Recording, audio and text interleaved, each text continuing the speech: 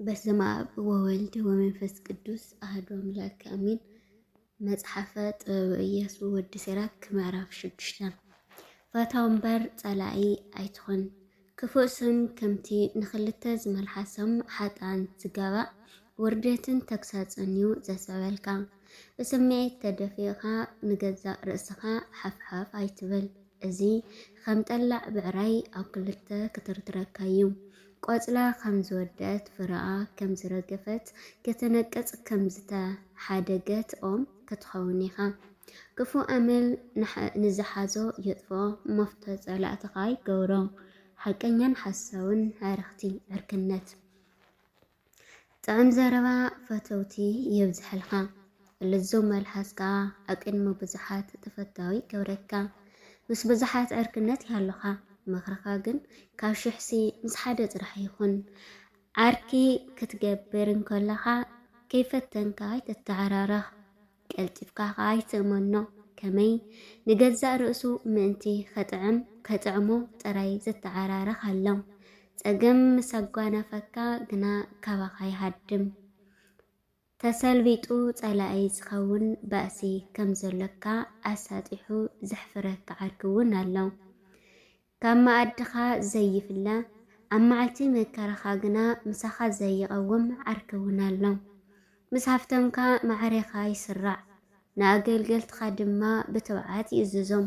ምስ ተዋረድካ ግና ኣንጻርካ ይኸውን ይሕበአካ፣ ናባኻ እውን ኣይቐርብን።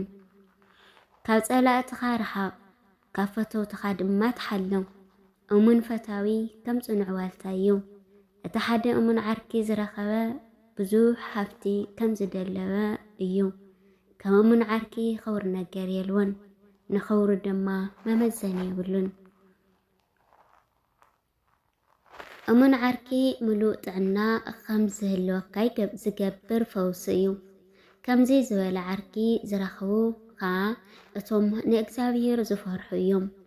ቅኑዕ ዕርክነት ክገብር ዝኽእል እቲ ንእግዚኣብሔር ዝፈርሕ ሰብ እዩ። ዓርኪ እውን ልክዕ ከምኡ እዩ ዝኸውን። ካብ ጥበብ ተምሃር ወዴ፣ ካብ ንእስነትካ ኣትሒዝካ ስነ ስርዓት ሓፍቶ። ምስ ሰየብካ ከዓ ገና ጥበብ ክትረክብ ኢኻ። ከምቲ ዝሓስርን ዝዘርአን ጻዕራም ሓረስታይ ኮይንካ ንጥበብ ድለያ። ጽቡቕ ምህርቲ ክተፍርየልካ ከዓ ተጸበያ። ንቕሩብ ግዜ ጻዕሪ ከድልየካ እዩ። ድሓር ግና ቀልጢፍካ ካብ ፍርያ ክትህልየኻ። ምስ ዘይተምሃረ ሰብ ጥበብ ኣዝያ ጨካንያ ትመስል። ድኻም ምስኣ ኣይነበርን እዩ።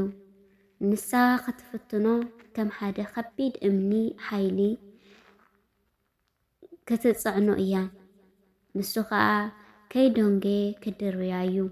ከመይ ጥበብ ከም ስማ እያ፣ ንብዙሓት ድማ ግልጽ ኣይኮነትን። ኣታወዲ ስምዒት ተግሳጸይ ተቐበል፣ ንማዕዳይ ከዓ ኣይተንጸጎ።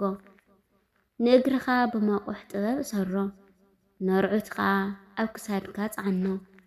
ሓንጊርካ ያኸድ መቑሕ በርቲዕኒ ኢልኻ ኣይተኣጋርገር። ብኹልንትናኻ ንጥበብ ሰዓባ፣ ብዘለካ ሓይሊ ድማ ንትእዛዛት ተሓልዎ። ሃስስ በላ ከምኡ እውን ድለያ፣ ባዕላ ክትግለጸልካ እያ። ምስ ሓስካያ ከዓ ኣይትፈንዋ። ኣብ መወዳእታ ነቲ ጥበብ እትህቦ ዕረፍቲ ክትረኽበ ኢኻ። ኣብ ሓጎስ ከዓ ክትልወጠልካ እያ። ሽዑ እቲ መቃውሕ ጽኑዕ ዕርዲ ክኾነልካ እዩ። ኣርዑታ ድማ ክዳን ክብሪ ክኾነልካ እዩ። እወ ኣርዑታ ወርቃዊ ጽጌ፣ መቃውሓኻ ዕጥቂ ክብሪ ክኾነልካ እዩ። ንስኻ ከዓ ከም ክዳን ክብሪ ክትኽደና፣ ኣብ ርእስኻ ከዓ ከም ኣኽሊል ሓጎስ ክትደፍኣ ኢኻ። ወዴ ድላይ እንተ ደኣ ኣሊካ ክትመሃር ኢኻ። እንተ ደኣ ጽዒርካ ከዓ በሊሕ ክትኸውን ኢኻ። ምስማዕ እንተ ደኣ ትፈቱ ኮይንካ ፍልጠት ክትድልው ኢኻ።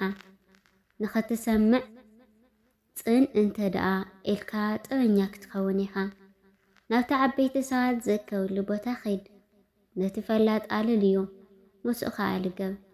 መንፈሳውያን ሰዓት ከዛረውን ከለው ጽኒልካ ንምስማዕ ድለውኾን እንተ ዝሓዘላ ምስላታትኻ ኣይትልቀቀን ኣይምልቀኻ እተን ዝሓዘላኻ ምስላታትኻ ይምልቃኻ በሊሕ ኣእምሮ ዘለዎ ሰብ እንተሪኢኻ አንጊኻ ኣብፅሐዮ ጋርካ ድማ ንገዝኡ መገዲ ጻጽዮ ጻሎ ንትእዛዛት እግዚአብሔር ኣጽናዕዮ ንሕግታት እውን ኩሉ ግዜ ኣሰላስሎ ንኣእምሮኻ ርድኢት ዝህብ ንስዩ እቲ ዘለካ ሃረርታ ጥበብካ ምልኣት ክረክብ እዩ።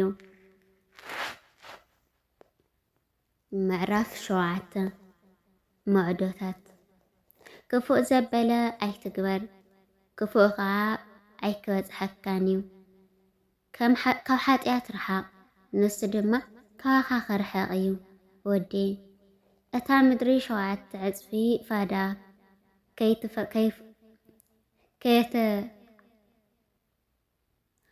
እታ ምድሪ 7 ዕጽፊ ፈዳ ከይተፍርየልካ ብዓመፅ ኣብ ዝተሓረሰ ኣይትዝራእ ዓብይ ሽመት ክህበካ ናብ እግዚአብሔር ኣይትጸሊ መንበር ኸብሪ ክህበካ እውን ንንጉስ ኣይትለምኖ ኣብ ቅድሚ ኣምላኽ ኣይትመጻደቕ ኣብ ቅድሚ ንጉስ ከዓ ፍላጽ ምዃንካ ይተርኢ ዓመፅ እንተርሒቕካ ዝኣክል ሓይሊ እንተዘይብልኻ ዳኛ ኮይንካ ክትሽየም ኣይትተመነ እወ ሓይሊ ሰብ ምስ ኣጓነፈካ ሓያል ሰብ ምስ ኣጓነፈካ በኣድሎ ከይትፈርድ እሞ ዝነበረካ ጽቡቕ ስም ከይተጥፍእ ይትረፍካ ንህዝቢ ኣይተዓምጾ ንገዛእ ርእስኻ እውን ኣብ ቅድሚ ህዝቢ ኣይተዋርድ ንዝገበርካዮ ሓጢኣት ደጊምካ ኣይትግበሮ ድሮ እኳ በቲ ሓንቲ ግዜ ዝገበርካዮ ሓጢኣት ክትጽላእ ኢኻ እግዚአብሔር ነቲ ዘቕረበሉ ብዙሕ ህያባት ጽቡቕ ግምት ክህባዩ እቲ ኣዝዩ ልዑል ዝኾነ ኣምላኽ ሞባይ ከቕርበሉ ከለኹ ክቕበለለዩ ኣይትበል ዘይደኸመ ጸልዩ ኩን ዘይደክም ጸልዩ ኩን ምጽዋት ኣመሃውሸለ ላይትበል ነቲ መሪርዎ ዘሎ ሰብ ኣይተላግጸሉ ከመይ ዘዋርድን ልዕል ዘብልን ሓደ ኣምላኽ በይኑ እዩ ምስ ሓውካ ኾነ ምስ ዓርክኻ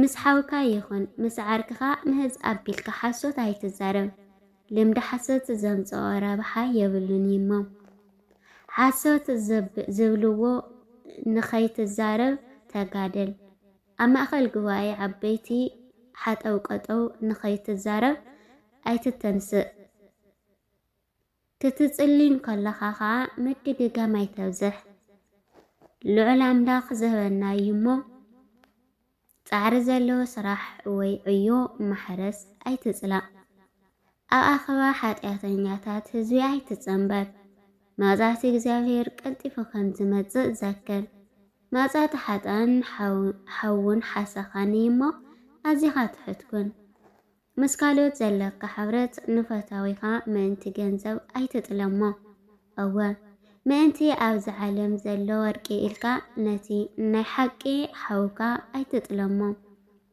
ዕድልካ ኣይተጥፍእ ወረጃን ለባምን ዝኾነት ሰበይቲ ተመርዖ ከመይ ሞገስ ዘለዋ ሰበይቲ ካብ ወርቂ ኣዝያ እያ ትሕራ ነቲ ዕዩኡ ብእምነት ዝፍጽም ኣገልጋሊኻ ነቲ ብተወፋይነት ዘገልግለካ ወዓላይካን ኣይትዓምጾም ነቲ ለባም ዝኾነ ኣገልጋሊኻ ካብ ገዛእ ርእስኻ ጌርካ ኣፍቅሮ ሓርነት ደማ ሃቦ ከብቲ እንተ ኣለዋኻ ጓስየን ዘርባሓኻ እንተ ኾይነን ደማ ሓዘን ደቂ እንተ ኣለዋኻ ቅጽዓዮም ካብ ንእስነቶም ኣትሒስካ እዙዛት ኮይኖም ከም ዝዓብዩ ገበሮም ኣዋልድ እንተልየናኻ ክብሪ ንጽህናን ምእንቲ ክሕለዋ ተጠንቀቐለን ምስአን ዘለካ ርክክብ ካብ መጠን ኣይሕለፍ ንጓልካ ኣመርዕዋ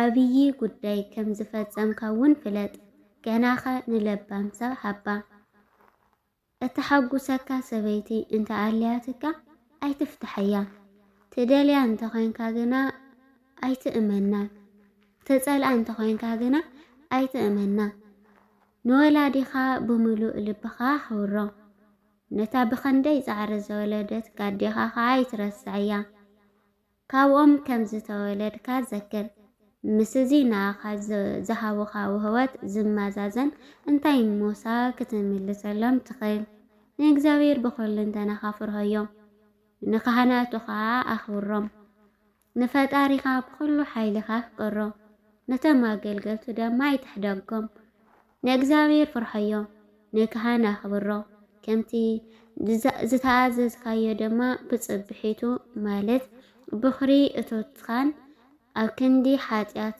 ዝወሃብ መስዋዕትኻን ናይቲ ዝስዋዕ እንስሳ ክልተ ኢድ እቲ ምእንቲ ጽድቂ ዝቐርብ መስዋዕትን ብኽሪ እቶት ናይቲ ቅዱስ ዘበለ ኩሉ ሃቦ በረኸትካ ፍጹም ምእንቲ ክኸውን ንድኻታት ሓግዞም ብህይወት ንዘሎ ኩሉ ብልግሲ ሃብ ንሙትካ ብህይወትካ ኣይትንፈገሉ ንሙትካ ብህያውነትካ ኣይትንፈገሉ ንዝበኽዩ ደንጊጸሎም መዝሓዘኑኻ ሕዘን ንሕሙም ካብ ምጻሕ ስግጥ ኣይትበል ከምዚ ዝበለ ግብሪ ተፈታዊ ዝገብረካ ኣብ እትገብሮ ዘበለ ኩሉ መወዳእታኻ ጸግር ሓጢአቱን ኣይክትገብርን ኢኻ ኣሚን ስለዋሉ እግዚአብሔር ኣምላኽና ዝኸበረ ዝተመስገነ ይኹን ዘወደቐ ዝነጠበ ባፈት ጉሕን መላእኽቲ ታርምልኝ ቀጻሊ ምዕራፍ 8 ሒዘልኩም ቀረበ እስካብ ሾው ስሰናይ በስብሐት ለእግዚአብሔር ወለወላዲቱ ድንግል ወለመስቀሉ ክቡር